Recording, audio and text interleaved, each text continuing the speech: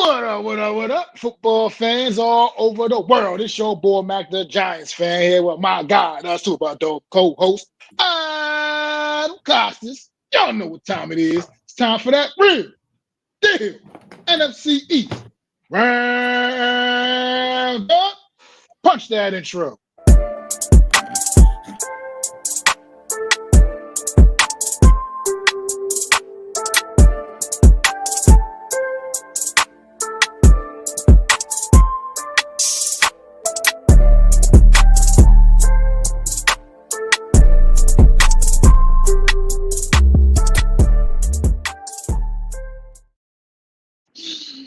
Good afternoon, everybody. Welcome to another edition of the Real Deal NFC East Roundup. I am Mac the Giants fan. This is my guy, Adam Costas, man.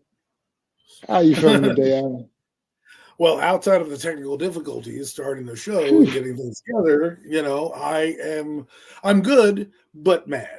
Good because, we still have the football. Mad because there's only 2 weeks left. And very, very mad because our team is a complete and utter dumpster fire. So, outside of that, no better way to put it, man. Like I've never been so anxious to get to the off season, man. I can't even remember. So I've been just ready to get to the off season. It's worse than last year. It's worse than last year. It's bad. I mean, we only have 2 wins right now, bro. 2. Sitting 2-12. Yeah, last year we were number one overall pick in the draft. Terrible right now. This is terrible. We'll get into it, folks, but you gotta give me and Mac some credit for slogging the team for 17 weeks of absolute shit. Okay, and we'll get into it. This show. It's even, to me, I feel like we're really getting the extra whammy. I feel like this season, because to me, the NFC East as a whole, to me, is like just not very compelling, and I mean at all. It's just been we're just going almost like we're going to have to go through the motions, man. Thank God we love football, I guess, man. But it's been rough, man. Well, it's just been rough all across the board, but especially with the Giants thing. The NFL has been a different animal this year. Teams we thought would be bad are good. Teams that we thought were good are bad. Kansas City's fucking up. Out of it. Leave it out of it. Right. So, I mean, like, the NFC East had mad representatives a few years ago in the playoffs. We're going to have one, if that. Like, I'll call it a half of one because the Eagles have, obviously we'll talk about them, but they obviously did their job. So it's just been a rough year. And I'm, like I said, I'm waiting.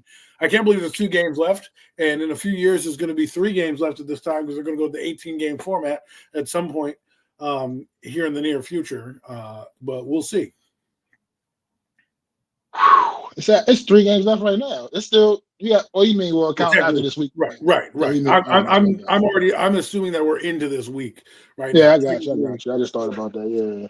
Right. Technically, we have 3 games left on the schedule, but I'm already looking at it like I'm staring Sunday down already, and then the holidays are happening, so that's the next week and a half is going to blow by like a blur. And then I just wanted to end. Put us out of our misery already, man. Oh, like this has been terrible. Nothing is good. Like it's just it's hard to talk about all these teams. All these teams have real flaws. I mean, even the Eagles, who I guess let's get into them since let's just go right to it. The Eagles, man. Let's start with the champs, man. Looks like for the first time in about 20 years, we're gonna have back-to-back division champs in the NFC East. It looks like that's gonna happen for the first time since the last time the Eagles accomplished that goal back in 2004 and 5, I think it was. I think it was their 5 and 6 or whatever it was. Run in 2000, the McNabb vomiting game where they went to the Super Bowl. Yeah. But let's start. The Eagles. They hosted the Las Vegas Raiders. The Raiders ran out Eagles' former backup quarterback Kenny Pickett, man, to start the show, man. It was an absolute mess. Was no better than what they got from Geno Smith all season long, and so that upgraded nothing, gave no spark whatsoever. As a matter of fact, it actually got worse. It was a terrible day for the Las Vegas Raiders. The Eagles went out there. We talked about it on the show last week, Adam. Actually, me and you both, we spoke about this. The Eagles need to go out there, not only win, but somewhat make a statement against a team that's beneath them, to be quite frank. And that's quite frankly, they did. They went out there and they clearly bust that ass to the tune of 31-0. So what you got from this game? I was thinking about you personally in on Sunday, because we mentioned the beatdown that needed to take place. This couldn't have been. We you don't get style points for wins, right? But in order for us to believe that the Eagles were going to possibly do anything in the playoffs, right, or have anything of not wavering, they needed to do what they did on Sunday, and that was absolutely obliterate a team that should not be on the field with them. And, it was an impressive victory. They shut a team out. Their defense was absolutely lights out. Jalen Phillips having a great game. Brandon Graham getting lathered up. The whole team over there looked like the Eagles that could defend. Now, do I trust them? Let me see that shit against the Bills, okay?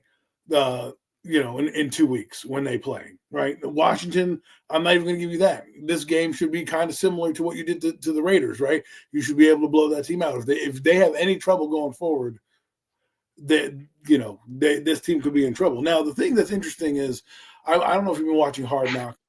I have been following it because it is the NFC East, and it is kind of intriguing. Lane Johnson is working his way back onto the field. He's rehabbing his Liv Frank injury, as you guys know, and he's looking like he may possibly make a return for the playoffs. So they've killed their chances of being the number one seed, with these losses, and you can't even say that the losses that they've had were, great. They were absolutely atrocious, these losses against these better teams and these better defenses. So while I want to give them props, like we said last week, to beating this team, I need to see them do it against Buffalo, because that to me will tell me, okay, maybe they're just hitting a spell, and Nick Sirianni in Hard Knocks is really helping the team, right? He is really a coach that people can get behind. They believe in him. They buy into what he's selling.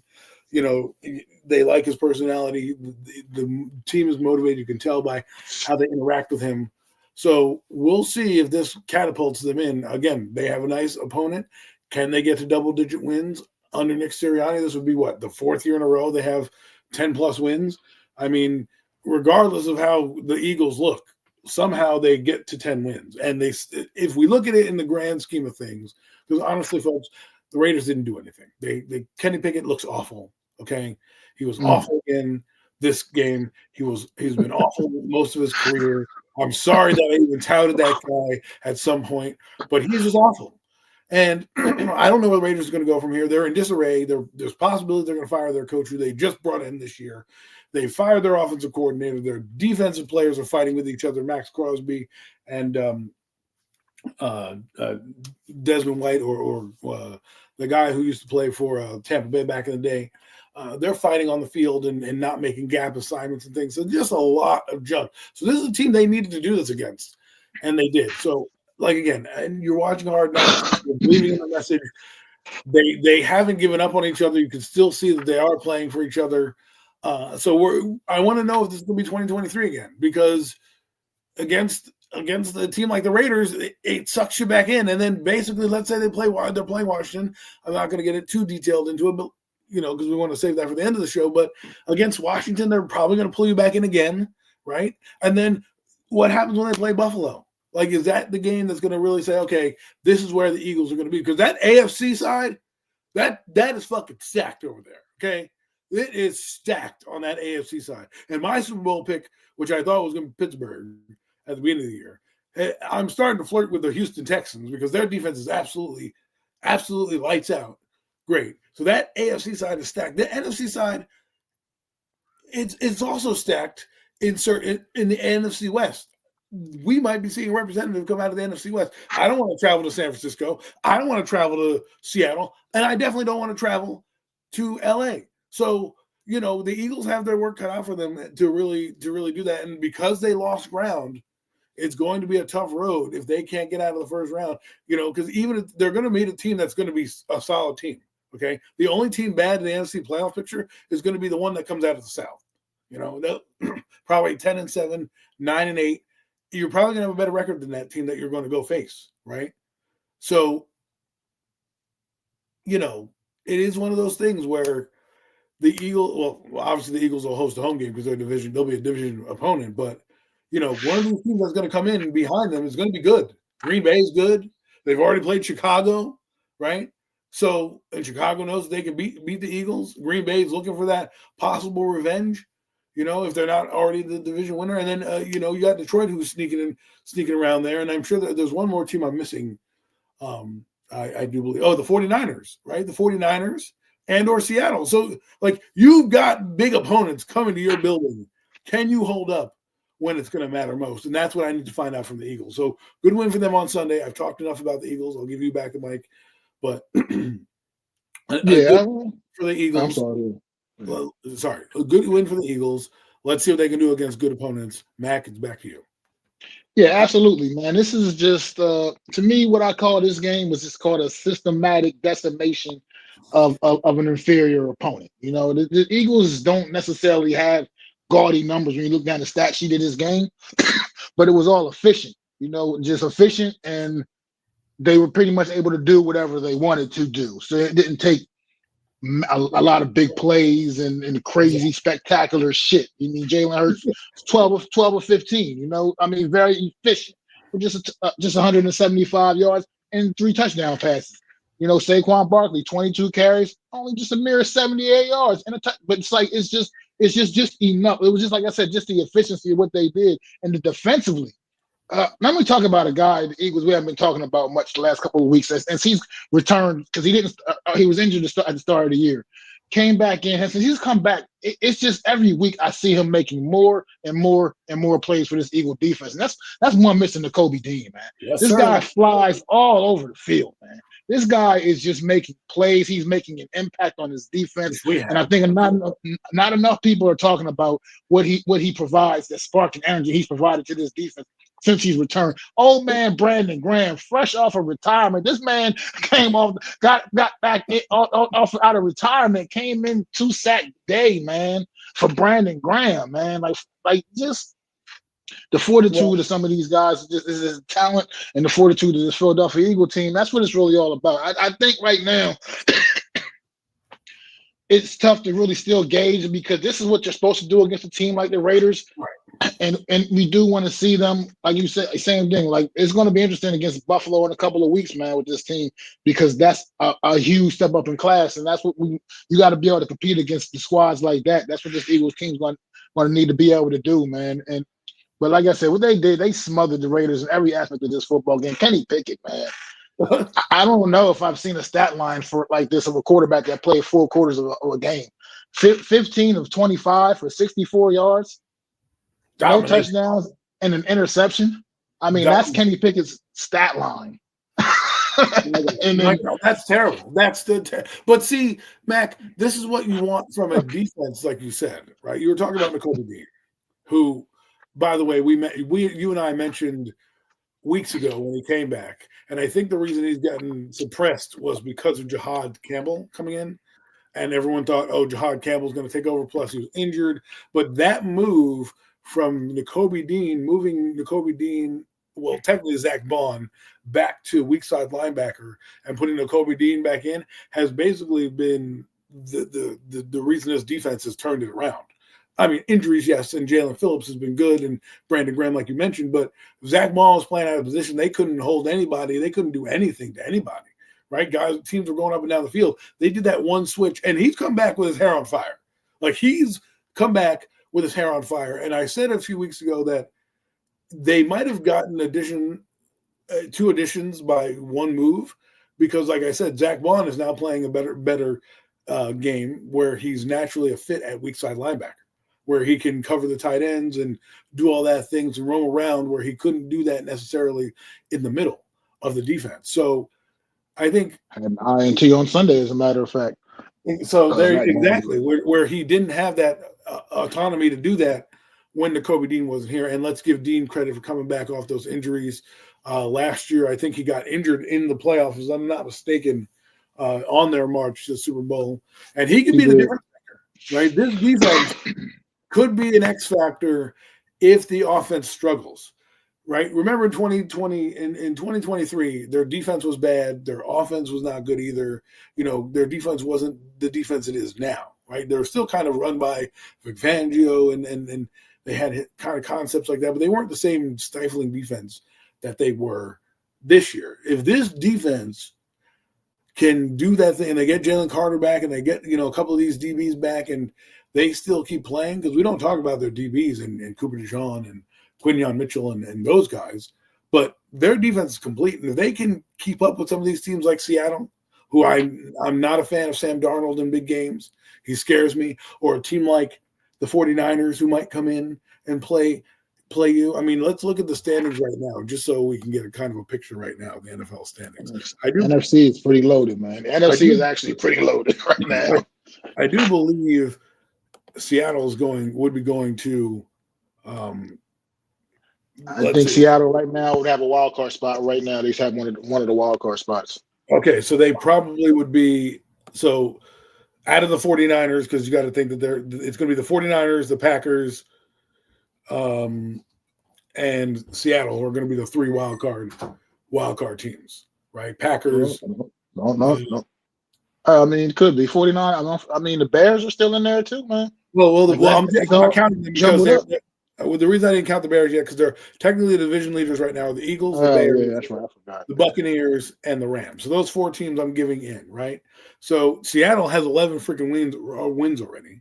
Okay, so they're wild card 5, right? 49ers have 10 wins. They're wild card 6, and then let's put the Packers in at 9-4. That's 7 wins. That they have 9 wins right now to the Packers, and that could flip between the Packers and the Bears depending on who wins and how it wins out. Let's just put the Bears in. So you're talking about 3 teams right now that are going to be wild card teams with 11 wins, 10 wins, 9 wins, and there's still some games to go in the year.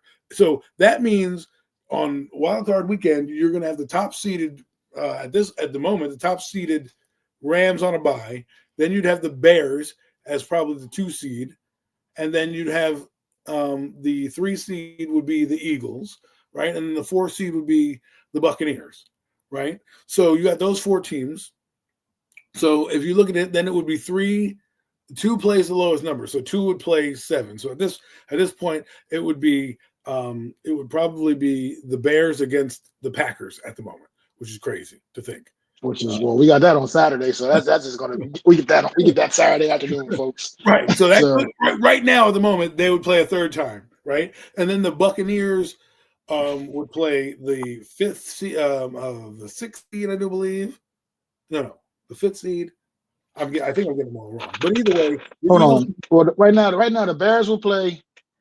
The Bears will play the Packers. Yeah, you're right. The Bears play the Packers. The Eagles will play the 49ers, and the Bucks will play Seattle.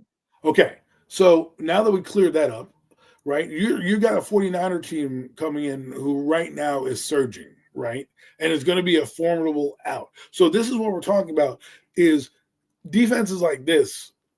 Their defense needs to keep them in some of these games, because we're not talking about playing the Buccaneers, the 9-8 Bucks, right? We're not talking about playing like a lowly 9-8 Viking team or something like that. That's JJ McCarthy. You're going to be playing teams that are all legit contenders, which I didn't believe the 49ers were, but they're legit contender for the Super Bowl. You have to kind of give them that, right? Them, Seattle, and the Rams, and not to mention probably the Bears and the Packers. That's how good these teams have been.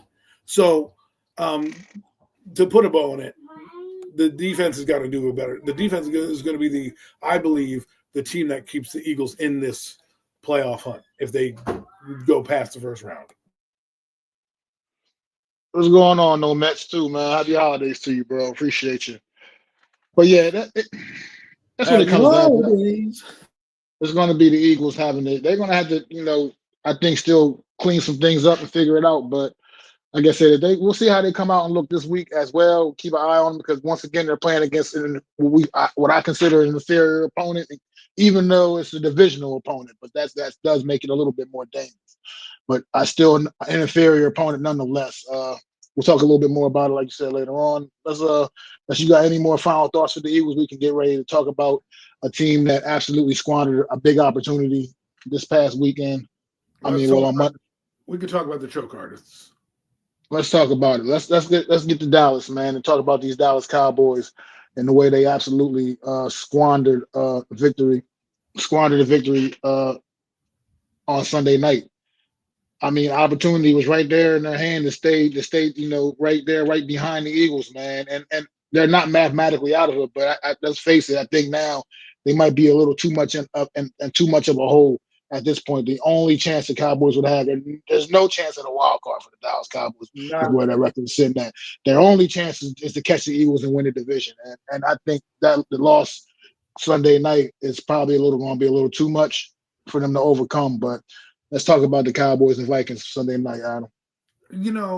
The fucking Cowboys always let me down. Okay, I hate you Cowboy fans who try to get me all hyped up for this team. Right? You're sitting there. I'm actually picking prosperity for you guys. You're playing teams that you should possibly beat. There's no way the Vikings, who've had a up and down roller coaster of a season, should have come in there and did what they did to you.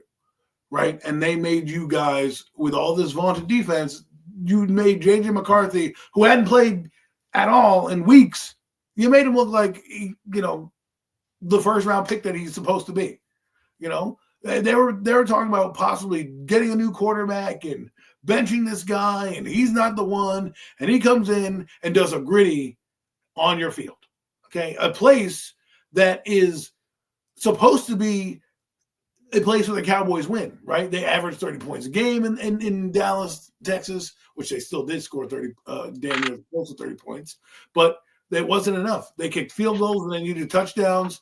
They had some drops go their way. At one point they were leading in the game, right? They were leading in the game, and instead of getting a touchdown, I mean, no one thinks about this, right? But Brandon Aubrey misses 2 field goals. Does that change much? No. Their score goes from 26 to 32, which means they're only 2 points down. But who knows? Who knows what they could have done, right? If they get those 2 field goals, who knows what would have been? Now, if you put those 2 field goals in at the time that they were leading, that's a different strategy. Maybe your pass rush comes in and kicks in because now J.J. McCarthy has to throw the ball even more than he's already doing. But you couldn't stop him regardless. But my point is those 2 kicks come back to bite you, a guy that's pretty much automatic. And when you don't have that extra, that guy being automatic, 32 points, but you scored 26. So you think you should be in a good position to win. You gave up 34 to, again, a guy who hasn't played in a while, who they want to run out of town. The offense has struggled. You've gotten, Kenny Clark, Kenyon Williams, you've gotten Overshown back. Your defense is basically almost healthy, and yet somehow you gave up 34 points to the Vikings, who, let's face it, have started to come alive these last couple games. But this is a game that you thought, okay, you lost to Detroit. We'll give you the loss to Detroit, a team that's hungry, still in the playoff mix. This is the team I thought you would come out. So you know what, Cowboys, you deserve everything that you get. Okay, you deserve this loss because it's on you for not being able to stop this team and being able to put yourself. I would trade places if I were you with Minnesota. I would rather be Minnesota right now because that team right now is playing at a level where they would be scary to make it in the postseason. They're not going to. They've been mathematically eliminated. But if you were to put them, let's say, in our division right now, they would probably catch the Eagles because they understand the moment that's in front of them. Yeah, I can agree with a lot of what you just said there. But it's thing with this Cowboys team here. This game was a tale of 2 halves. I mean, like going to that locker room all knotted up at 17. Then you come out in the second half and you're just unable to put the ball in the end zone at all. You're just not able to punch it in. I mean, looking statistically, the Cowboys overall, it looks like offensively they were pretty. It looks, just looking at it, it seems they were pretty efficient. I mean, you nearly had a 100-yard rusher in Javonte Williams. Dak Prescott, nearly 300 yards. I mean, he didn't throw any touchdown passes, but nearly. I mean, and then CeeDee Lamb with a big night, 6 catches, 111 yards. It's like usually that's a recipe for success for the Dallas Cowboys. You see numbers like that, but just not getting it done defensively, man. Just not able to get the job done. I mean, the fact that they weren't able to get J.J. McCarthy not one time, man, not get him on the ground not once, you got to be able to. you gotta do something. You gotta be able to speed his clock up in his head, man. Everything was just too easy for JJ McCarthy. 15 to 24, 250 yards, 2 touchdowns passes, and he ran and then he ran one in, like you talked about, ran one in and hit the gritty on in y'all end zone, man. Like that's just disrespect. You know what I mean of that? Like, and that's just like he looked, like you said, Adam. Like Adam said, he looked like the first round quarterback that he was when people were starting to kind of begin to slowly write him off a little bit, and start, teetering him on the bus line a little bit. But then he comes out and has a game like this on prime time against a team that desperately needed the victory. Right. And it's just disappointing if you're a Cowboy fan. I feel like, just because this is not the effort you expected to see on Sunday night. I mean, 3 field goals in the second half of this is the difference. Is the reason why you lost. Minnesota came out, they matched their 17 from the first half with another 17 in the second half. You come out, all you can do is put up 9 points, 3 field goals, man. That's just not going to get it done, man. You just need more of an effort. Need more of an effort than that. And the fact that you did this, and something I mentioned last week on the show, was I said I thought Minnesota's real chance of winning, the reason they were going to win this game was because I thought Justin Jefferson was going to come back to life. This was going to be the week that he come back to life, but no. It's still been the same, abysmal numbers that he's had over the course of the last. I mean, Justin Jefferson only had 2 catches for 22 yards in this game. I mean, not a factor at all, not a non-factor, and yet you're still not able to take care of business against the Minnesota Vikings because you let JJ McCarthy, you let him get comfortable, and that was it. He picked you apart, picked the Cowboy defense apart, man. Hats off to the Minnesota Vikings. Where do they go from here? I mean, like, where do they go? Because you said they had a slim chance to make the playoffs. I don't think they're making the playoffs at all. Right? I think they're dead. Their season died. Well, I don't think they're making it. I just mean they're not mathematically out because they can technically catch the Eagles. Outside of them, I don't think they're winning out. Right? I don't think they're beating the friggin' Chargers this week. Okay, you can't convince me of that. And whether or whatever week they play the Chargers, I think it's this week, right? And then we'll talk about who they play. But the point is, even if they win out, they don't deserve to be in the fucking playoffs because they just don't have it on defense. I don't know what's wrong with Eberflus. I don't know if it's the personnel. I don't know if it's them not buying into the system, because this guy had good defenses before he was the coach at Chicago. In Chicago, the defenses were pretty solid when he was there. And now he comes to Dallas and you give him talent, and all of a sudden these guys don't know what they did. They surged against teams that were inferior to them, but you thought the Vikings coming in, this was a game that they could have exploited them, right? Exploited the Vikings a little bit and said, hey, you know what? But, and for all that vaunted, you got to give credit to the Vikings defense, okay, for keeping them out of the end zone. Even though they put up 26, the Cowboys scored 30 points at home like it's their job. So to keep them under that, I would say that's a win for the defense. Right. And then for them to score 35 points or 34 points, I would say is incredible because, again, I had more faith in Eberflus. I think you're going to have to fire him at the end of the year. I don't know what to do. I mean, because you would think they had Dan Quinn where the defense was pretty solid. Right. If you had Dan Quinn right now, this Cowboy team is probably in a different place because their defenses weren't terrible under Dan Quinn. They've been absolutely god-awful the last 2 years under Mike Zimmer and Eberflus. Right. And I think they're gonna definitely have to retool on defense next year. Probably bring in another defensive coordinator who I have no idea. I have no idea who you're gonna bring in. Maybe they'll bring in Shane Bowen. I'm just kidding, folks. Just kidding. But who knows who they're gonna pick? They're gonna need to bring in a guy who's good. I think offensively, I think Schottenheimer's not bad. I don't know if he's a good head coach. We'll find that out. I like his energy on Hard Knocks. He is trying. The guys do like him. Coming off of that, when you're watching that show, you can really see the body language and how they, talk to him. I do believe, though, some of the things that I saw concern me. Their practices weren't as sharp. Even Schottenheimer said, "We got to do better." And I think the Cowboys started to feel themselves a little bit. And I think they took that home record a little too much, like, we're going to beat this team, and they haven't arrived just yet. They don't have how should I put it? They don't have the history to overlook teams and take teams for granted or lightly. And that would be funny if they signed Wink Martindale. That would be hysterical. It's funny because I've actually heard some rumors about Winks and being maybe connected to the Jets, possibly. Their defensive coordinator job is now wide open and available. So that wouldn't be. I mean, that would be. I think Wink Martindale got the raw deal here, but I think the Cowboys are in need of that.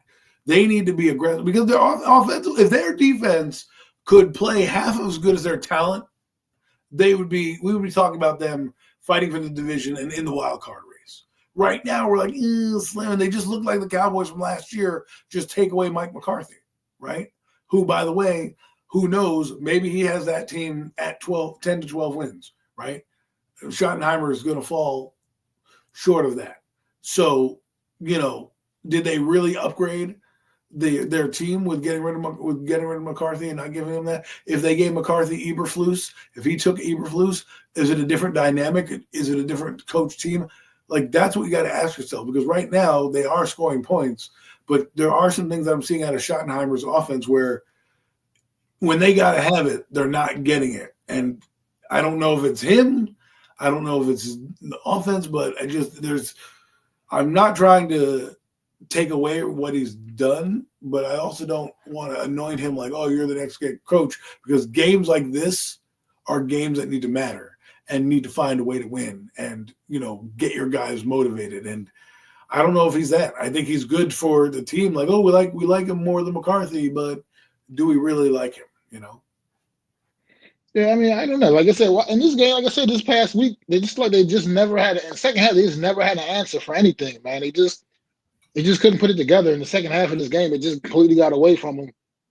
And like I said, an opportunity was squandered because you had an Eagle team that if you could have really kept that pressure on them, who knows, man? No pressure bust pipes, man. And maybe who knows what could have happened if you really. But I think now you may put them more in a more relaxed state, feeling like they can just go ahead and coast the rest of the way. And still go ahead and hang on and win this division at this point. Because like I said, it's the only chance the Cowboys got. And if they go out there and lay an egg this week against the Chargers, which that's a game where most likely you kind of think you don't necessarily expect them to win anyway. That's a game they are going to be kind of the underdogs in going into this game. You would like to think, even though they're at home. So it's they put themselves in a tough situation, man. I mean, it's in a really bad spot. And this is a game against Minnesota that they probably they should have been able to find a way to beat the Vikings. And the fact that they screwed it up, that's just what the Cowboys do, man. Home for the holidays, once again, with the rest of the NFC East division, Dallas. And I really just don't feel bad about it. I just don't care. I just don't. Don't care about y'all feelings. I got my own problems as a Giants fan. Can't worry about Cowboy problems. But speaking of the Giants, man, I don't know if you got any more you want to talk about with the Cowboys, or do you want to talk about what we saw Sunday afternoon at 1 o'clock? Get into Sunday afternoon, not bury the lead anymore. I know these folks come here to hear us rant about these hapless team that plays in New York. Because, yeah, Sunday afternoon was terrible. I mean, like, people coming into this game with a lot of confidence, thinking like, yeah, we're going to be able to beat Washington. Yeah, you're right. You should have been able to beat Washington. But in the true form of the way of the New York Giants, no one knows how to lose like the New York Giants. They are professional losers. Adam, speak on it, man. What is there to speak on besides this team stinks? How the hell do you get blown out by the damn Washington Commanders? I don't care about the stupid score and Washington trying to give you the game in the last 5 minutes. You got the doors blown off, okay? It wasn't really much of a contest. And it's sad because I picked this team thinking that maybe they had a chance to beat Washington and Mike the Dork Kafka would have these boys ready to go. Well, guess what? He didn't. He didn't have them ready to go. Special teams still sucks. How come that guy's not fired? You fired everybody else. How come that guy's not fired? The kicking situation's horrible. The fucking return game is fucking horrible. Yet this guy still has a fucking job. And who do you fire? You fire Brian Cox. Oh, the fucking plane. Blah, blah, blah. Give me a break. Give me a damn break. They cut Young Wei Koo. Exactly. Good. They cut Young Wei Koo a little too fucking late. He should have been cut and left in New England for freaking sticking his foot in the ground. We've had 3 different kickers, a punter who's now injured. Now we have more punters and kickers on the team than we've had all year. We've got like this guy Sal. Now we have Gillian and another punter. We just put Koo and let him go. I mean, yeah, sure. I'm great accountability, Mike Kafka. You should be fired for your fucking play calling. You should be fired for anointing a defensive coordinator who's never been a defensive coordinator in his life to a defensive coordinator. The defense can't stop anybody. How do you give up 29 points to the Commanders? So bad. They scored 0 the week before. They couldn't get out of their way the week before. You gave up fucking 29 to Marcus Mariota, who has a propensity to give you plays back, which he did in the fucking 5 minutes of the game. What does Marcus Mariota do? What Marcus Mariota does best, give you a fucking turnover in a crucial moment of the game. And yet, we couldn't do anything. The Washington defense made more stops than us. It's insane to think about. They gave you the ball in plus territory a couple of times, and you couldn't punch it in. 4th and 3 on the 1. You run a fucking power to get our quarterback injured. What is happening? Then he goes out for 2 plays, and Jameis Winston, who comes in cold as hell, doesn't do anything either. And then you have Dart come back in the game, looks helter-skelter. The play looks tough. You're first talking to Jameis, then Jackson walks over and says, "I'm good to go, coach." And then you don't even what are we doing? Mike Kafka, you need to get the fuck out of here. You want to fucking fire people? Fire your own self for being a fucking loser, okay? With the rest of this fucking team. And don't get me started. Abdul Carter, great game. Great game, Abdul Carter. Finally. Done. What is it with Kayvon Thibodeau and Abdul Carter where you play great against Washington, against useless-ass teams? Where does Kayvon Thibodeau show up? Guess what? Washington. Where does Abdul Carter show up? Guess what? Washington. What are we doing here? What are we doing here? Their offensive line was banged up, yet they still ran the ball for over 100 yards. Terry McLaurin, who's covering him? Who the fuck is covering Terry McLaurin? What are we doing? This is how bad they are. Go watch Hard Knocks. Dan Quinn's like, yeah, the quarterback's a runner, so why don't you fucking fuck him up? Guess what? How did he get fucked up in this game? You got sandwiched between 2 fucking defenders going for a 1-yard run because you don't have the personnel or the smarts to do anything. And the last guy I want to take this out on is Darius fucking Slayton. Okay? Get this guy off my team. I don't want to see him next year. Every week this guy has a drop. Every week in a crucial moment. Yeah, 2 this week. 2 big ones this week. 2 against the Saints, a drop and a fumble against this team. When will it end? I don't need to see him anymore. You know what? I don't want to see him. I don't want to see Jalen Hyatt. Put in Gunnar Olszewski. Give me fucking Dalen Kembry. The guy on the back. Give me somebody else. You could have little fucking Jordan Humphreys on this team doing something. But no. Jordan Humphreys scored a touchdown on Sunday for the Denver Broncos. You know what I mean? You know what I mean? You can't make this shit up. He goes to a different team and scores a touchdown. You know how many touchdowns our receivers have? I don't even remember when he. Oh, let me guess. If I put it in the end zone and you dive, it falls out of your hands. Great. You run a fucking slant route and the ball falls out of your hands. Dart couldn't have walked the ball better to you. And then what's with Jalen Hyatt? If the guy stinks, why is he on the field? Look, I saw a Jalen Hyatt stat today, a stat that involved Jalen Hyatt that was just really bothered me because it bothered me the fact that he's on this team still and that he still gets a uniform on Sundays. It's that the New York Giants quarterbacks this season have 9 interceptions. 3 of those interceptions. That is a third, folks, for anybody who's, a little not good with numbers. Third of the interceptions from New York Giants quarterbacks were passes thrown target to Jalen Hyatt. That they were targeted. Third of the interceptions on for the Giant quarterbacks. He's had some kind of and the one with Jameis Winston, that one in the end zone, that was completely a Jalen Hyatt brain fart or whatever the hell it was. And even on this one on Sunday, I mean, I still put it more on Dart because the pass wasn't a good pass. But at the end of the day, Jalen Hyatt, you did nothing to help the situation either. You just stood there and watched it happen. You just sat there and watched it happen. You didn't even attempt to break it up in any way, shape, or form. It's It's Did you I'm watch Baldy's breakdown? Baldy's breakdown. Basically, he destroys Brian Baldinger, folks. If you don't know who Baldy is, on Twitter, he has Baldy's breakdown, and he's going over the play, and he absolutely torches Hyde. He's like, "What kind of route is this?" The guy rounds the route off, right? So already gives advantage to a corner. By the way, Baldy goes, "You have a slot corner playing outside, advantage receiver, right?" But he doesn't take advantage of it. He runs his lazy ass route where the linebacker takes Wandale Robinson, who by the way is not that good. People, I'm just letting you know. Takes Wandale Robinson. So easy on Wandale. Wandale made a great touchdown catch on Sunday. Easy on Wandale. That's my he just is what he is. You can get your pom poms out for him, and he can get a garbage time touchdown for you. For me, the guy is a better version of Darius Slayton. He shows up and here and there, but when you need him in the moments, he's not. But good for him in his touchdown. But let's be real. How we got to get to the elephant in the room is Joe Shane, because Nomad said this. Why do we resign Darius Slayton? Why do we resign Darius Slayton if this is the production we're going to get? Why do we resign guys if this is the production we're going to get? And then I look at his free agency in Holland. Where is that guy? What has he done? Adebo still, at some point, now the guys are checked out. So you're not even getting good evaluations, right? You're half-assing thing. This is a mess. I don't even know if they can beat the Raiders, to be honest with you. That's how bad this team is. I don't even know if they can beat the Raiders, who are just as bad, if not worse. Washington is terrible.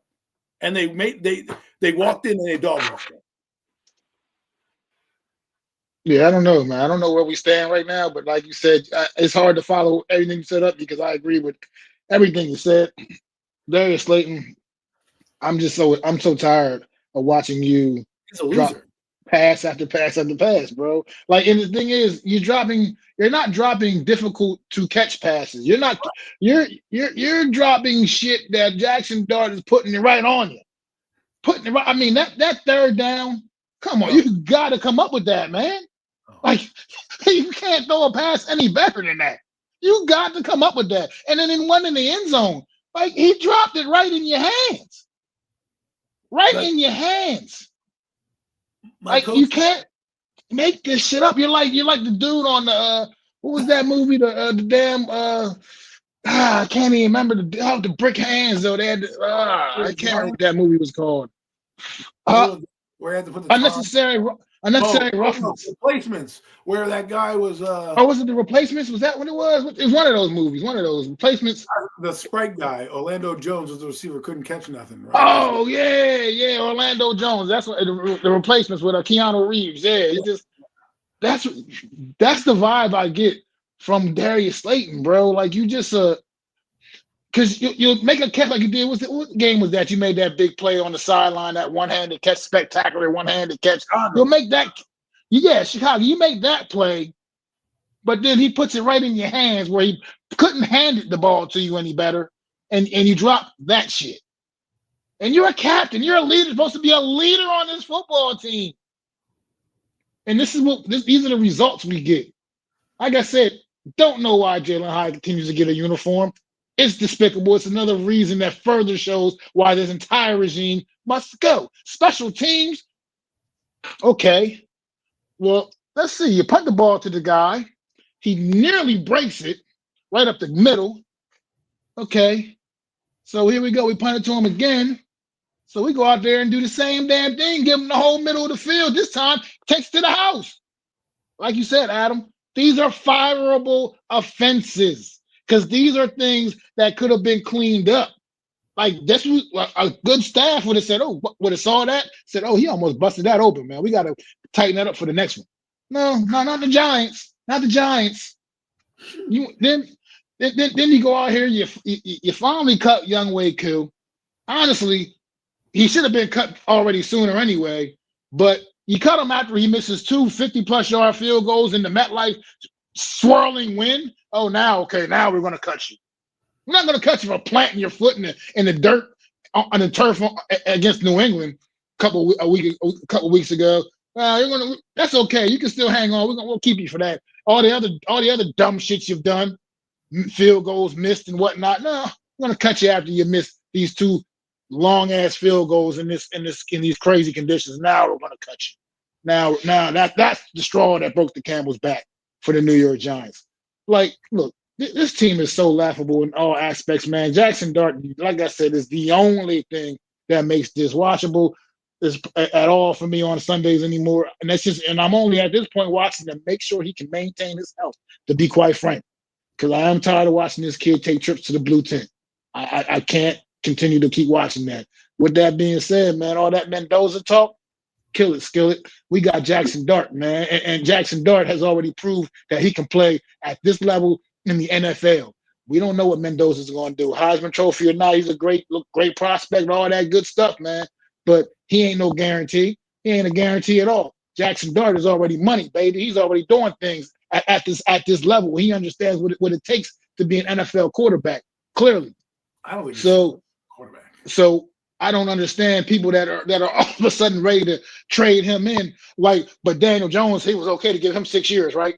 But we want to trade Jackson Dart right now. You know what I mean? Yeah, let's go ahead and move off of Jackson Dart after this great rookie season, and to because we want to get the new Heisman Trophy winner and all. Come on, man, stop that.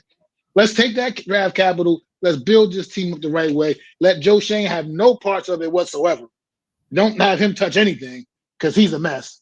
And let's just see what it is here. What the hell is going on? I'm sorry. Something happened on my computer screen that just same thing. Threw me off. Yeah, I'm sorry. But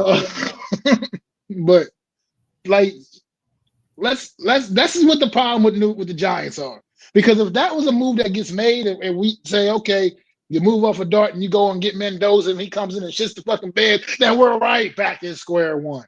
Right back at square one again. Like I said, it took a long time, but we finally look like we got a quarterback here. Now let's build the other pieces. All this craziness, because this for all I care, I can care if the Giants win another game this season now. They don't need to. They might as well just maintain that number 1 overall pick and go ahead and ride it out, man. Wilson. Start Russell Wilson. Yeah, that's what I said. Start Russell Wilson and let it go. And then that way you can pretty much almost guarantee you're going to lose, even to the Raiders, because Russell Wilson is truly that bad. So Mosley does bring up a point where he says have to consider the all options. And there's another comment I want to get to real quick. First, before I get to the quarterback comment, Slayton, I wouldn't say that he's a good player. He's an average player that is being forced into a role that he should not be in. Him and Wan'Dale Robinson should be your 3rd and 4th receivers. They're your 1 and 2 receivers, right? When Malik Neighbors comes back and when you draft somebody in the draft, Darius Slayton should be off the team.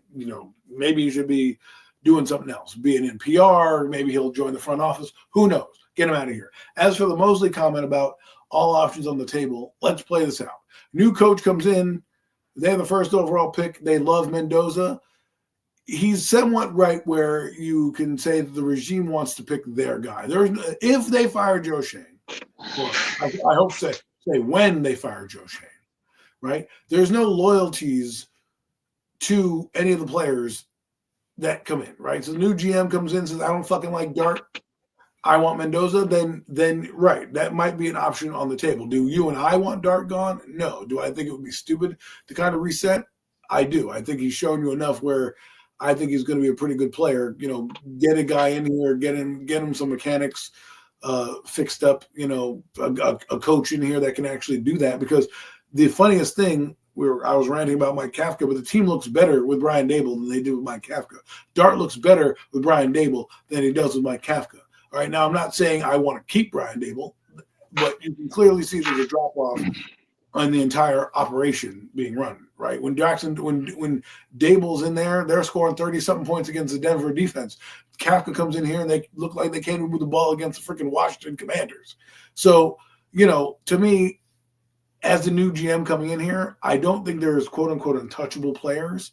But if you come in here and a lot of the rumor is this is an attractive job because of Dart, this is an attractive job because of Dart, this is an attractive job because of Dart, then, and yeah, not better with Bone either. They have that autonomy to do that. Will it happen? No. If I'm a coach coming in here, I'd want to see what Dart has. The new GM, if the new GM, let's talk about some other players. The new GM wants to give up on Dexter Lawrence, I'm okay with it. If he wants to give up on Andrew Thomas, I'm okay with it. If he wants to draft another quarterback, I'm technically okay with it. But, I don't think that Dart has warranted that. I don't think he's been off. Now, if Dart has been awful, and played, let's say like a Justin Fields or something like that, where you're like, all right, he's okay, but I'm not, I got the number 1 overall pick and I like Mendoza. I'm scouting him. I think he fits what we do on offense better. Then yes, I could see it happening. But at this moment, I don't think it will happen. Now, again, I'm giving I want the ownership group to give the new coach and GM, whoever that may be, autonomy of the roster. If somebody calls you and goes, I'm going to give you a first round pick for Dexter Lawrence, you do it. We don't have that many draft picks in this draft because we traded up for Dart. It would behoove the new management to acquire as many players and as many as much talent as they can, because a lot of guys are going to be coming off the books and they're going to need to retool. Like, there's no guarantee they're going to resign Rendon. Go guarantee that Illuminor is coming back, right? And there's nobody on the pipeline of the roster right now, even though Evan Neal's coming back. Do you really think he's going to be on this team next year? No. So the only guy that's in the pipeline that you are curious about is Marcus Membo. I don't care about Josh Zudu. If that guy never was in a Giant uniform ever again, I wouldn't care. So what am I saying? I'm saying there's a lot of depth that's got to be filled out. There's a lot of players that's going to have to be moved around. So this team may not be good next year just because of a roster purge. You have to let these coaches have the autonomy to do that. Man, I'm with that. I hear you. I agree.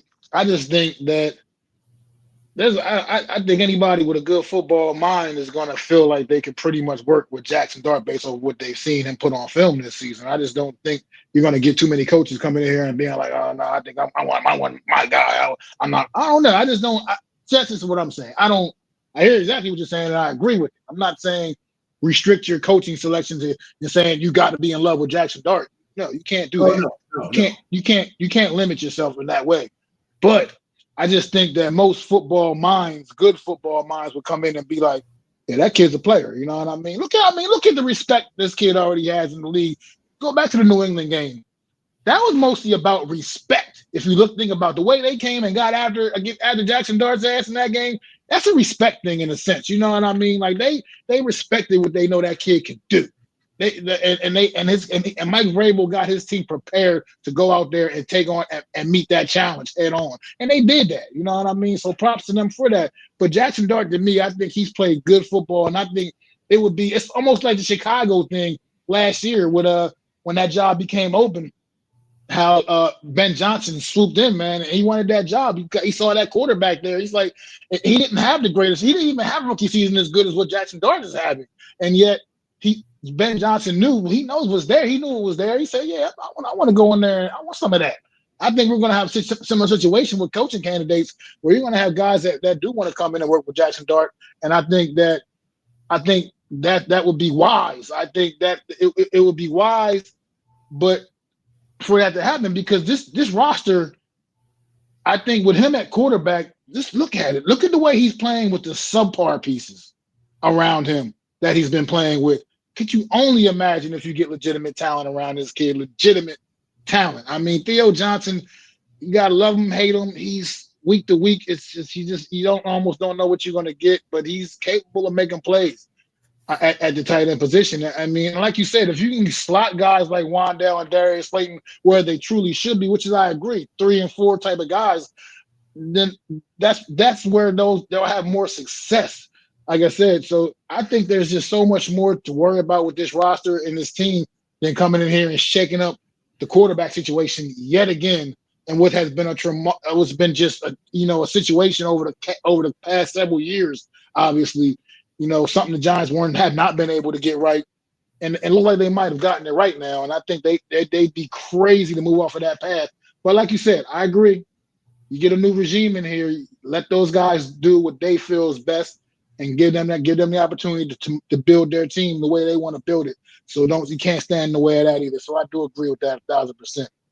But I guess time will tell what's going to happen, because I got a feeling this whole regime come the final that when that clock hits 0 against the Cowboys in week 18, once that clock hits zero, I got a feeling these guys are not going to last very long after that.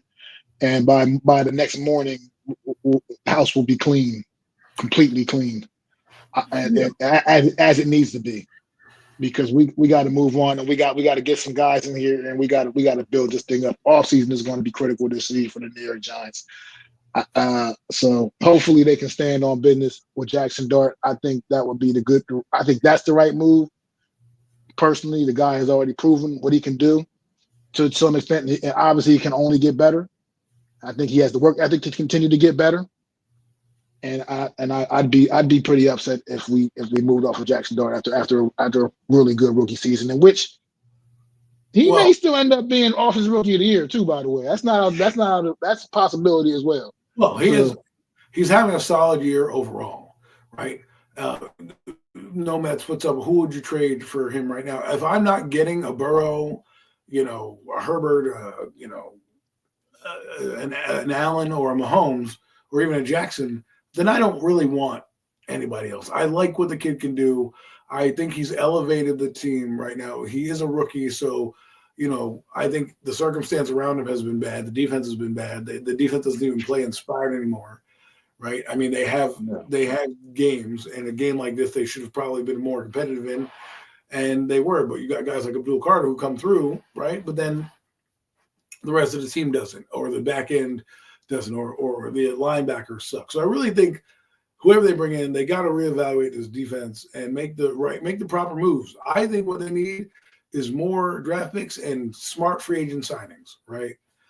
Get a middle linebacker in here, get a couple depth pieces on the line, get some O-line help, right? Because, you're going to need to replace. But right now you need draft picks because you can only sign so many free agents, right, until the cap runs out. And you're better to have a pipeline of guys. And that's been the issue with the Giants is there's no pipeline, right? They have their starters and then everybody else, right? So, we could use an upgrade at running back. Definitely upgrade at receiver because we got nothing in the cover besides Malik Neighbors, right? The whole O-line, there's only a few pieces that are still drafted here. Andrew Thomas, thank God he's here, but you have Marcus Membo, and then that's about it in terms of depth. You don't know what Runyon is going to be. John Michael Schmitz, he's been up and down. So let's say you got three guys on the line who are young, who you still don't even know about. You can even upgrade John Michael Schmitz if you want to, right? So there's options there. Illuminor, right tackle, we're definitely going to need to fill that place because James Hudson, who, by the way, I don't know why the fuck that guy's still on the roster, is, I don't think is good enough to be on this team. So I really can't wait till that game. Can't wait till we get through these next couple games because I want to see what happens Black Monday. I want to see who the coach is going to be. I want to see how their search is going to be conducted. And I want to see who the GM is going to be because those three things to me, not necessarily in that order, but like the process to me really matters. Who are they bringing in? Are they just bringing in one guy, Marcus Freeman, to just, suffice a Rooney Rule? Or are they going to really bring that guy in and say, you're a legit candidate? Are they going to bring in a guy, like a Halfley? Are we going to have to wait till February for our guy? Do you already got guys lined up, right? I don't necessarily need to drag deep into January, but what I need to happen is identify the guys you want, have a broad search, bring in everybody that is a hot candidate, not hot candidate. You want to interview McCarthy? Go ahead. Don't just make a choice because it's McCarthy. You want to do that, right? Make a choice because you believe in the guy and bring in a GM who's going to believe in that guy too. I think it's dumb come Black Monday if Joe Shane's got a job and he's leading the charge, and then let's say they suck next year and they fire Joe Shane. Now what are you going to go backwards? Now you're going to ask the coach's input for a GM he's may never worked with. Like that's dumb. Bring in a guy like a Ray Agnew, right? He's on Detroit. You bring in Ray Agnew, and let's say Ray Agnew comes in and he wants a guy, and he wants Mike Shula, or he wants Cliff Kingsbury. Let him choose his guy, and those guys work hand in hand like the 49ers do.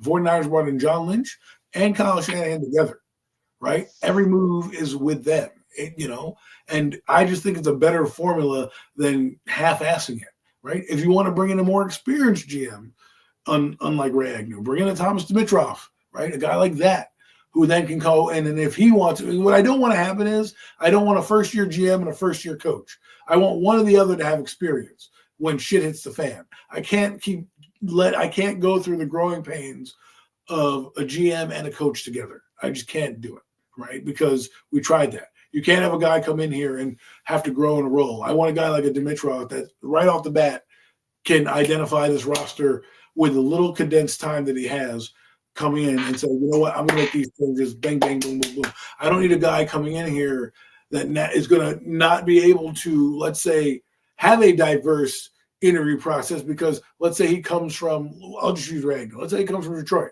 and you use whatever Detroit, I'm going to bring Calvin Shepard as the head coach. I don't want that to happen. I want unearth everything because this next hire could be the hire that we're talking about, like, man, that was great. I'm so glad they got him, right? Because I don't know where they're going to go. I have a couple of candidates I like. Some guys have fallen off the radar. Kevin Stefanski, goodbye. Halfley I like because there's coaching experience in Boston College, but again, I'm a little leery of the Giants doing that because the only thing that saves him is the head coach, like a Mike Shula. Do I want that guy? Sure, in name and because he's from McVay's tree, but he doesn't have any head coaching experience. Do I want Spagnuolo? Not really. But would that be a guy that they would choose? Absolutely. Do I want Lou Lamoriello? Hell no. But he's older, and he's a guy that they might look to. Do I want McCarthy? No, but again, that's a name they've already have ties with. He would come in here, and he's a big fish, right? So it's going to be interesting to see. Well, as I'm looking at these teams and look at the Giants situation right now, let's say the Giants do hang on to that number one overall draft pick. If they hypothetically sitting in that spot number one, where I don't think the New York Giants are in great need of a quarterback. And you got Mendoza obviously out there and a couple other guys, couple other prospects. I'm looking at some of these teams down here, man. I'm like, you got the Raiders, who I think is going to be very much in play for a quarterback. I mean, possibly Cleveland once again. We don't know. I mean, they're not in love with Dylan Gabriel or Shedeur Sanders.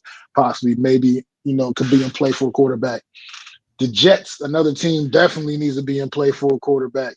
Then look now, I think more recently now with the news that just came out, maybe perhaps the Miami Dolphins want to get back in that quarterback market. The Arizona Cardinals also possibly. They don't seem to be feeling Kyler Murray much anymore out there in the desert, man. So it's some teams where possibly, man, you could package up some picks, man, and really, really build that draft capital and then really, truly build this football team up the way it's supposed to be right through the draft, man. I think there's a lot of options. There's going to be a lot of options for the New York Giants, especially if they can hold on to the number one overall draft pick, which I think will be in their best interest. I hate to go out there and tank, but at the same time, a win right now just does nothing for you, New York Giants. It does nothing for you, Giants. Nothing.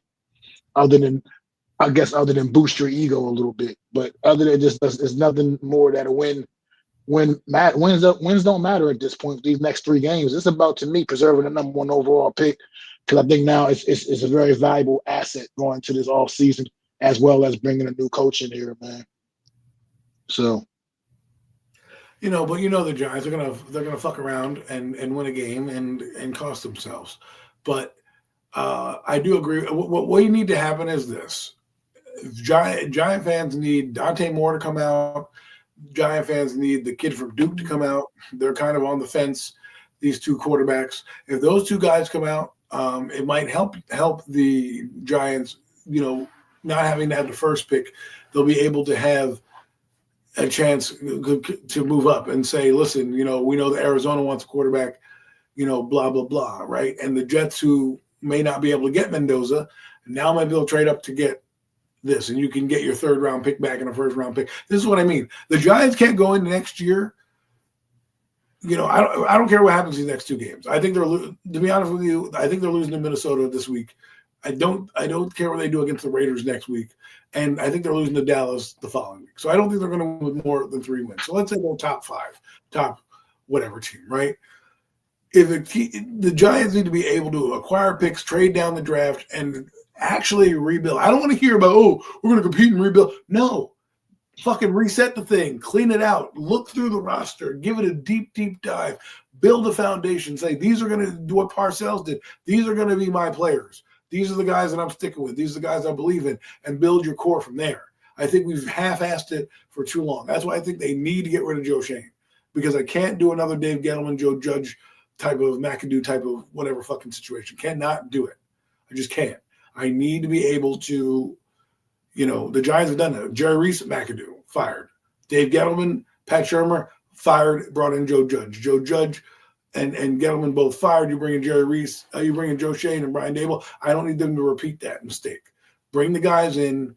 I'd rather have two guys go down with the ship in the same vein than two fucking idiots on different timelines. You name me a coach, name me a team that's worked for, where the guys come in late. Outside of like maybe a Harbaugh or some team like that, not many in the league produce like that, right? And so, again, I'm not trying to I hate to use this term model, but an example is the 49ers. They brought it in. If you look at the Bears got lucky with Ryan Proles, right? They got lucky because they got Ben Johnson and they fired Eberflus, right? So the Bears now Ryan Proles can stay because, look at him. He looks like a genius. Joe Shane has not done anything to warrant that. Just clean house. Don't let him get credit for something that he doesn't really deserve. Absolutely agree. Absolutely agree. And speaking of these Giants, they do actually have a game, like you said, on Monday. I mean, on Sunday afternoon. Definitely not Monday. On Sunday afternoon. These New York Giants do host the Minnesota Vikings. And it's just never usually a great matchup when they play the Minnesota Vikings. Other than that playoff game a few years ago. Something about this team is just like kryptonite to the New York Giants. I mean, it was definitely Eli Manning's kryptonite. They just, his worst games against the Minnesota Vikings. But even still, just in general, I feel like the New York Giants just always play shitty against this team most of the time. What you think they got a chance on Sunday? I don't believe so. I can't pick them for them letting me down this week. I think Minnesota showed me last week that they're not going to lie down, that they're going to try to play out the string, and they have pride. The Giants have none of that. They're a clown show. They're a joke. They fire guys left and right. They're putting blame over here. I wouldn't be surprised if guys already have their fucking bags packed and ready to go, some of them.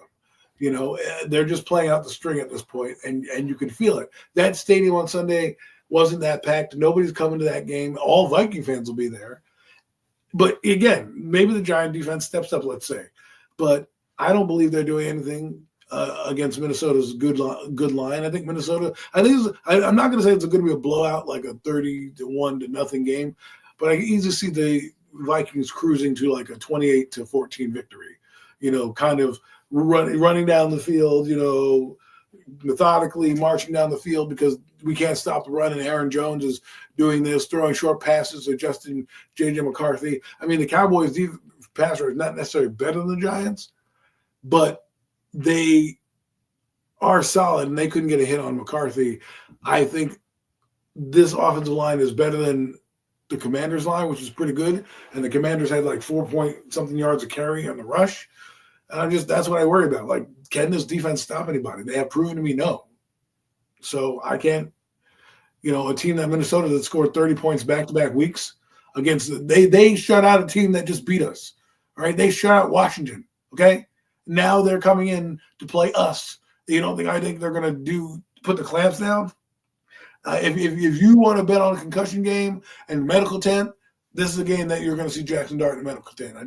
I know it. He may not get a concussion, but he's going to get hit in this game because this Viking defense is legit. Well, if ever there was going to be a get-right game for one Mr. Justin Jefferson, this is definitely the week. This is definitely the week for it.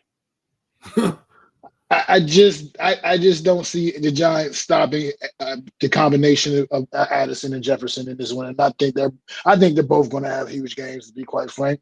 Because like you just said, Adam, you said it best. This defense done already completely packed it in, man. I mean, this defense is not playing anymore. They're not even. I don't feel like they're even making any real effort on the field at all at this point. When I watch this team on Sundays now, man, because for what it's worth, the offense is still scoring enough points to pretty much kind of maybe win football games. And the defense, if they could just stop anything, just once in a while, then, who knows? But they're not doing shit.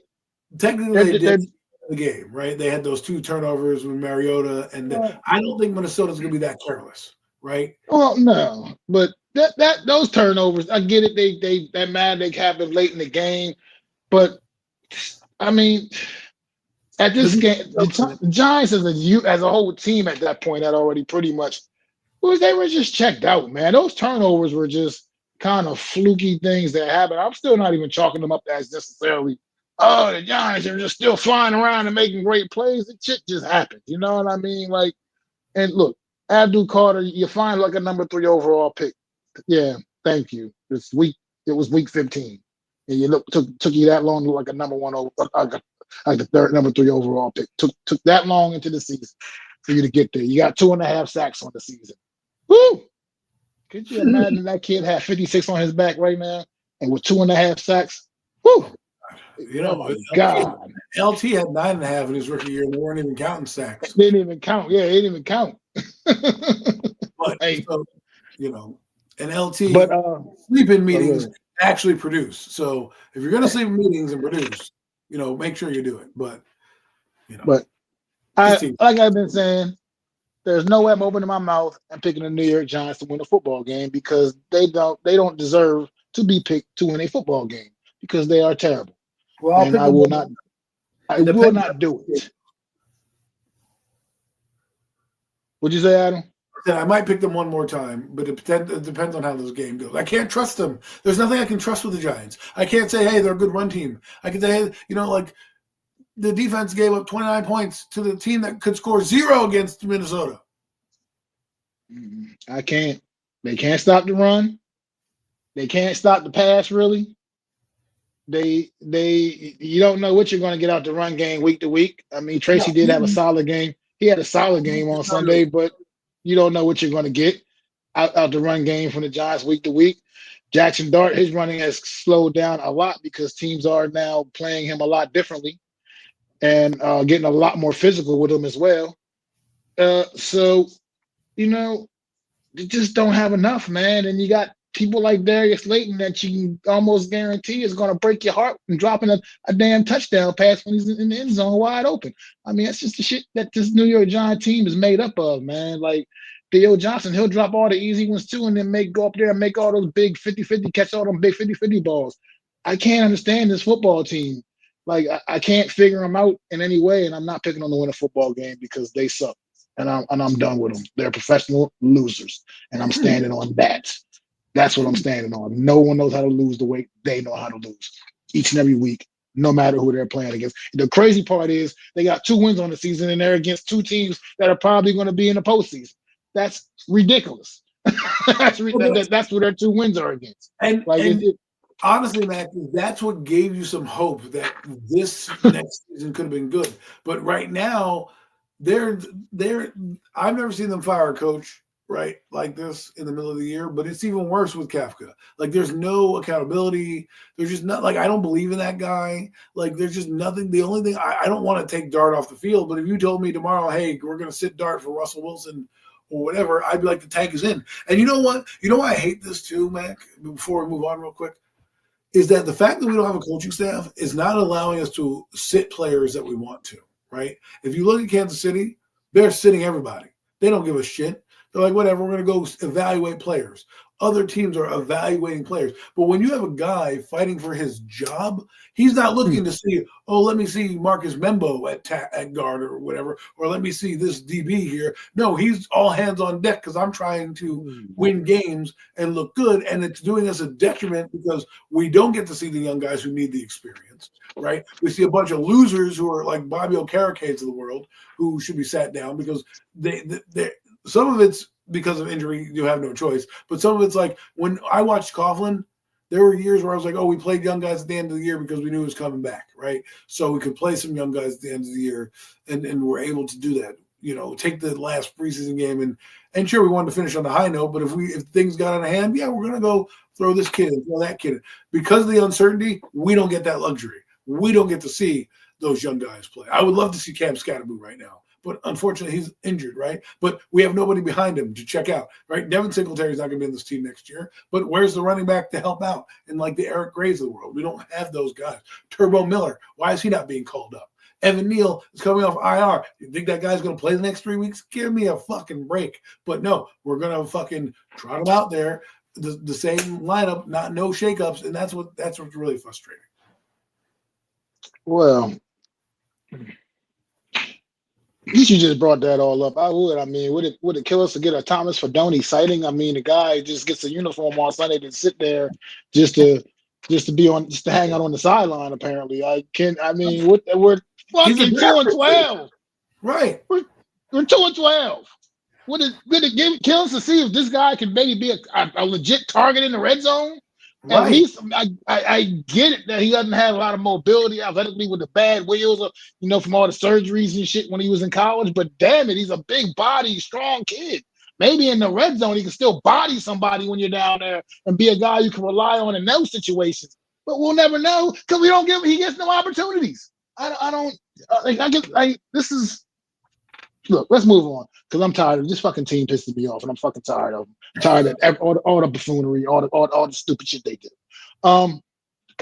What else we got? The Eagles in Washington are playing. Yeah, the Eagles in Washington. I think this one's in Washington.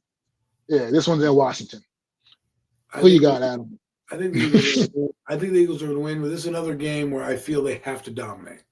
You got an injured quarterback. You got a defense that's susceptible to big plays and things like that. You don't want to let them come in and ruin your season, which Dan Quinn is going to try to play that and portray that. Say, come in, let's give these guys. And you don't know. They might be motivated. They might just be motivated enough to upset you, right? Don't let it happen. Don't let Marcus Mariota-led Commanders beat you. If they do, that could derail everything, right? If this game to me is like the Raiders. I need them to put belt to ass. Make this not a contest by the end of the third quarter. Break the will of Washington, like what Minnesota did. Minnesota broke their will. They knew everything. They anticipated. Boom. That's what you got to do. If you want me to believe that you've got off the schneid, get your 10th win and make it a laugher. Because the game again, and don't overlook Washington for the Bills game. This is where again, what are they doing? What are they looking at? Are they looking at the Bills because that could be a Super Bowl matchup? Right, and they overlook Washington. They need this game. They need to make sure that they win this game, not for seeding because I don't think they're getting the number one seed, but just for me to believe that they squeak by this game. I'm not going to chalk it up to division. I'm going to be like, yo, you may not be the team that you think you are. So prove it to me on Sunday. Yeah. I agree again. Once again, I'm with you right there. I think they need to go out there and make a statement against an inferior opponent. I mean, it's a divisional matchup, so that does put a little bit something extra to it. But at the same time, let's face it, these two teams they're on different way spectrums, man. Right now, there's no way that the Eagles should be losing this game, especially at this point in the season where things are so critical. I mean, yeah, you're right. They're not. I mean, they're mathematically could still get number one seed mathematically if the Rams and the Bears, everybody else just fell the fuck off completely. You know what I mean? Seattle, if these teams just fell off completely, yes. But what's the chances of that all happening? So number one seed is probably they can forget about that. They can move up to number two possibly though and secure that, and at the very least, and still maybe increase their chances of potentially playing a slightly lesser opponent in that first round playoff game. I think they need to go out there and really take care of business against these Washington Commanders, a team that is completely beat up, a team that has officially shut Jaden Daniels down for the rest of the season. So they did announce that officially that he's done for the year. And I mean, you just got to go out there and handle business, man. Like Washington is a team that, yes, they took care of the lowly Giants on Sunday, but this is not a good football team at all. And the Eagles got to prove that they're worthy of the spot they're in right now, man. Because to be honest, it's more so by default of just how bad this division is. To be quite frank, they have not really played up up to the level of what you wanted to see from the defending Super Bowl champions, man. Maybe we can all be wrong and they can get hot at the right time. Be one of those situations where they get hot at the right time, going into the playoffs, and then they go out there and go on that roll again and defend their title. But it's just not looking good, and I want to see them continue to prove themselves, man, and see if they can truly go out there and take advantage of like I said, an inferior Washington Commander football team. I mean, maybe not necessarily to shut them out like Oakland, like they did the Raiders, but at the end of the day, go out there and handle your business, and it shouldn't even be close. Honestly, it needs to be a lopsided affair. I feel like to really have that respect going into that following week against Buffalo, like you said, to overlook Washington this week would be a mistake for the Philadelphia Eagles. So just hope that Sirianni has his team dialed in. They're not looking towards Buffalo the following week, and they got their eyes focused on Washington Commanders. What is going on, AK in the building? Eagles Uncensored, man. Good to see you, bro. Good to see you. Happy holidays to you and yours. Alex, Big Blue in the Bronx, man. Always a pleasure, man. Hope everything is going well for you with the holidays, man. Happy holidays to you, my brother. Always good to see you. But yeah, I'm definitely going with the Eagles here. I just don't see the Commanders having it in them, man. They played a good game and took out the Giants on Sunday. I don't see that 2 weeks in a row from the Commanders. I just don't see that kind of fight in that team, man. I truly believe they are a defeated football team as well. And what we saw on Sunday against the Giants is not going to repeat itself against the Philadelphia Eagles. Is that game Saturday? As a matter of fact, I think, if I'm not mistaken. But yes. Yeah, against the Eagles on Saturday. So I like the Eagles here for sure. Which leaves us the Dallas Cowboys against the Los Angeles Superchargers. And yeah, this is a big game for both teams, honestly. I mean, the Chargers still kind of, in the mix. They're not completely out of the AFC West race. If the Denver Broncos can fumble a little bit these last couple of weeks. So they got a chance to still catch the Broncos mathematically. And this is a big week, a big win now. A game they can't afford to drop. But the Cowboys also mathematically can catch the Eagles as well. So they need to keep pace, need to win here. How do you see this one playing out? This game is in Dallas, I believe. The Dallas Cowboys are going to choke again. I just think, Minnesota came in. They didn't lay a finger on J.D. McCarthy. While Herbert is injured, he's better than J.D. McCarthy. And I just think that, they still have a chance to play. And big picture, Chargers need a game like this. They need to get to a place where they know that they're not out of the division race still yet, right? Because eventually they're going to need to sit Justin Herbert. This is not the game to do it. I think this will be the last game, if they win this, that Herbert might play, depending on how it goes. Maybe he plays one more, but you might want to give him that rest. I think they're going to kick the Dallas Cowboys' ass. I think they're going to make them look bad defensively. I think this is good. Dak Prescott's going to have a solid game against the Chargers, but I just think you're going to see another, team that can't stop the run, get to the passer, and be a 2-score loss. I think it's going to be like a 42-30, loss by the Cowboys. They have not proved. I can't pick them like the Giants. Every time I pick them, they let me down. So I'm not picking them anytime except when they play the Giants because I have no choice because the Giants are horrible. So no, I'm not picking the Cowboys. Oh well, I'm not so sure. This may not be the last game we see Justin Herbert because I'm looking at their schedule, brother, and week 18 could be a showdown game, and it could be for all the marbles. You know what I mean? Possibly, it could be for all the marbles, depending if the Broncos, like I said, if the Broncos trip up over the next couple of weeks. They got a tough Jaguars team. They got the Chiefs, which they ain't looking very tough no more, but. It can come down to that last game, man. Chargers and Broncos week 18 could be a big time showdown game in the AFC West. So I know there's not premium takes. This is NFC East. I know. I went there. I didn't, but But let's say I thought it was better. The Jaguars do beat Denver, all right? and they need a big statement win as well, right? Their team trying to find themselves after having a horrible year. They're leading now the AFC South. This is a big game for them. If they somehow find a way, you're right. Maybe that's so. Anyways, you're making my point for me. Is that the Chargers know what's at stake, unlike the Cowboys. The Cowboys don't know what's at stake. Otherwise, they would be in the playoff hunt. They're not. They don't know what's at stake. I think the Chargers, because of what you're saying and having potentially a chance to have that game mean something at the end of the year, are going to handle their business. And that's because the Cowboys, I just don't know where they are. Every time I think they're going to beat a good team, they let me down. And also, by the way, in the event that the Chargers and Broncos finish with the exact same record, the Chargers will own the tiebreaker. Will probably most likely own the tiebreaker, most likely, if they finish with the same record, if the Chargers can win that last game or something like that. If that was what it would come down to, the Chargers would own the tiebreaker in that situation, as they beat them earlier in this season, beat the Broncos earlier. But back to the NFC East, the Dallas Cowboys, Chargers.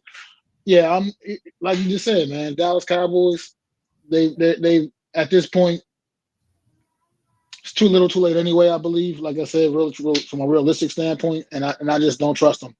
Don't trust them. I mean, I don't have the disdain for them like a Stephen A. Smith. You know what I mean? But at the end of the day, I just don't trust this football team to go out there and do what they need to do on Sunday against the Chargers. Now, Chargers, like you said, Chargers have so much to like. They both, like I said, got a lot to play for, but the Chargers literally have a true legitimate chance to win their division. I think it's an even more stronger chance than the Dallas Cowboys, even though the Broncos are playing really good football. I think the Chargers I think they're going to come out.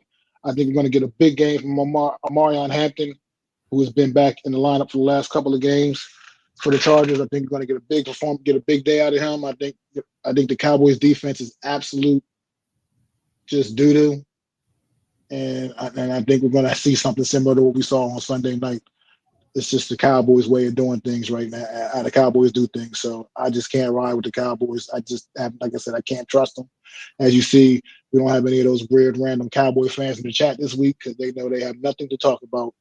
And that's just what it is, man. I like the Chargers here. I don't necessarily know. I think it could be a pretty close game, but like that's how the Cowboys kind of lose. Like you said, it's not that they can't score the points themselves; that they just can't stop the teams from scoring either. And it's just been a problem all season for this Cowboy football team, and I think it'll continue this week. And I think this will be the Eagles have an opportunity to put that final nail in the coffin. When it's all said and done, the Eagles take care of their business. Cowboys lose. I think that'll pretty much seal the deal. But we'll see. Any final thoughts before we get ready to wrap it up, Adam? No, I'm all set.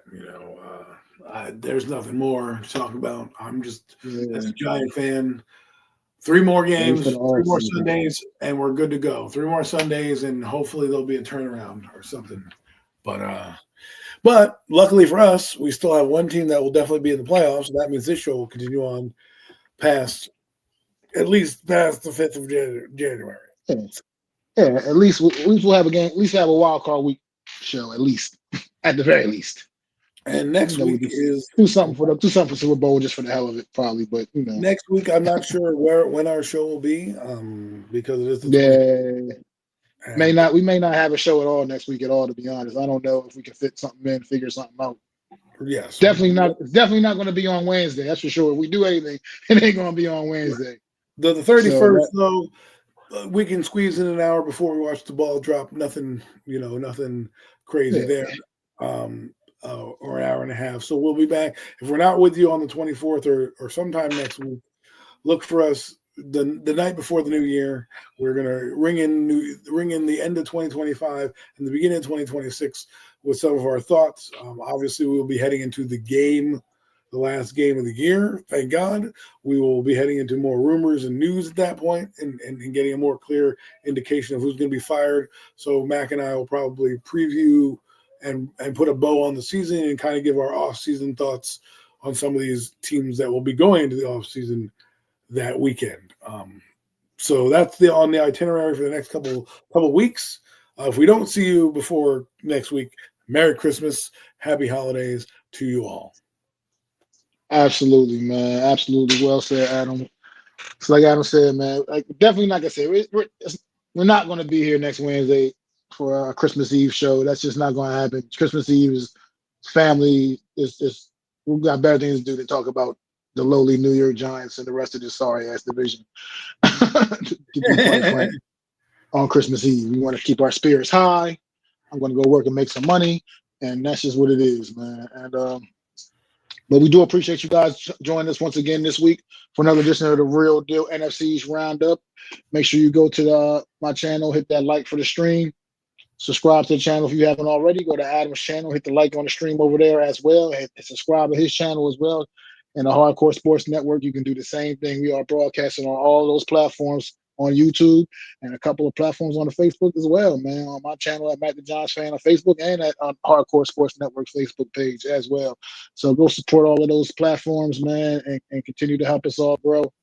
Really appreciate it. And like Adam said, make sure y'all have a great holiday and be safe and make smart decisions, man. Enjoy the time with y'all family, man. Might be able to get something in for y'all next week. We'll have to figure it out over the next couple of days. We had to talk about it and try to figure something out, see if we can work something out. But definitely not going to be a show next week. That's for sure. We know that much for sure. Yeah. So, we'll check y'all out. Hopefully, we'll see y'all. If not, if we don't see y'all next week, we'll see y'all. We'll bring the new year in with y'all, man. I'm Mac the Giants fan. This is my guy, the super dope co-host, Adam Costas.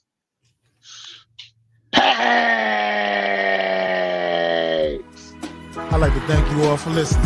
If you was feeling this, please take time to subscribe and smack them likes. Feel free to drop a comment. Let me know what you think. Don't forget to ring that bell so you know when I'm dropping new content.